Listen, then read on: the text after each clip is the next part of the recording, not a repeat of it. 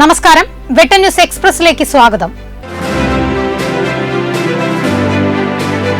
ചെറുമുക്കിൽ bike നിയന്ത്രണം വിട്ട് മതിലിലിടിച്ച് വിദ്യാർത്ഥി മരിച്ചു. വേങ്ങര ചെറൂർ സ്വദേശി പനക്കൽ അബ്ദുൽ അസീസിന്റെ മകൻ മുഹമ്മദ് നാഷിഹാണ് മരിച്ചത്. താനൂരിൽ ഇന്നലെ പുലർച്ചെ വീടിന്റെ വാതിൽ തുറന്ന് അകത്തുകടന്ന മോഷ്ടാവ് 8 പവനോളം സ്വർണവും 10,000 രൂപയും കവർന്നു. നടക്കാവിലെ നെല്ലിക്കപ്പറമ്പിൽ നാസറിന്റെ വീട്ടിലാണ് മോഷണം നടന്നത്.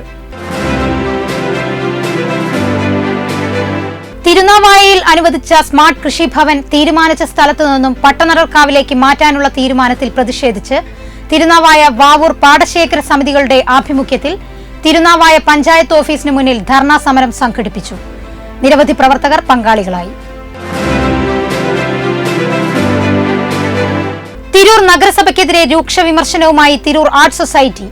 കലാരംഗത്തോടൊപ്പം ജീവകാരുണ്യ രംഗത്തും സജീവമായ തിരൂർ ആർട്സ് സൊസൈറ്റിക്ക് പരിപാടി അവതരിപ്പിക്കാൻ Tirur wagon tragedy town hall ഫീസിളവ് വരുത്താൻ തിരൂർ നഗരസഭ തയ്യാറാവുന്നില്ലെന്നും സമാനമായ സംഘടനയായ ആക്ട് പകുതി പണമടച്ചാണ് പരിപാടി നടത്തുന്നതെന്നും ടാസ് പ്രസിഡന്റ് ബഷീർ പുത്തൻ വീട്ടിൽ കഴിഞ്ഞ ദിവസം സംഘടിപ്പിച്ച പരിപാടിയുടെ അധ്യക്ഷ പ്രസംഗത്തിൽ പറഞ്ഞു.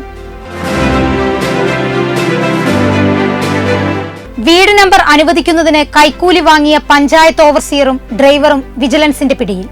നന്നമ്പ്ര പഞ്ചായത്ത് ഓവർസിയർ കൊടിഞ്ഞി പനക്കത്താഴം സ്വദേശി പി ജഫ്സൽ, അസിസ്റ്റന്റ് എഞ്ചിനീയറുടെ താൽക്കാലിക ഡ്രൈവർ പനങ്ങര ദിജിലേഷ് എന്നിവരാണ് മലപ്പുറം വിജിലൻസ് ഡിവൈഎസ്പിയുടെ നേതൃത്വത്തിലുള്ള സംഘം പിടികൂടിയത്.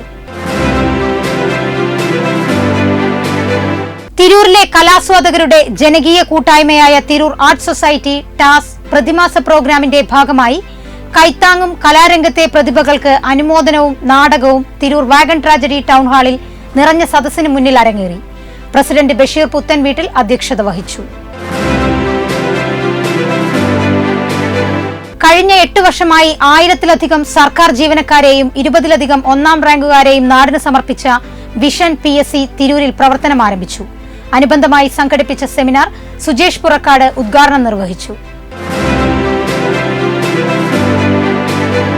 വിദ്വേഷത്തിനെതിരെ ദുർഭരണത്തിനെതിരെ എന്ന പ്രമേയത്തിൽ മലപ്പുറം ജില്ലാ മുസ്ലിം യൂത്ത് ലീഗ് കമ്മിറ്റിയുടെ നേതൃത്വത്തിൽ ഡിസംബർ 1 വഴിക്കടവിൽ നിന്ന് ആരംഭിച്ച യൂത്ത് മാർച്ച് 20 പൊന്നാനിയിൽ സമാപിക്കും.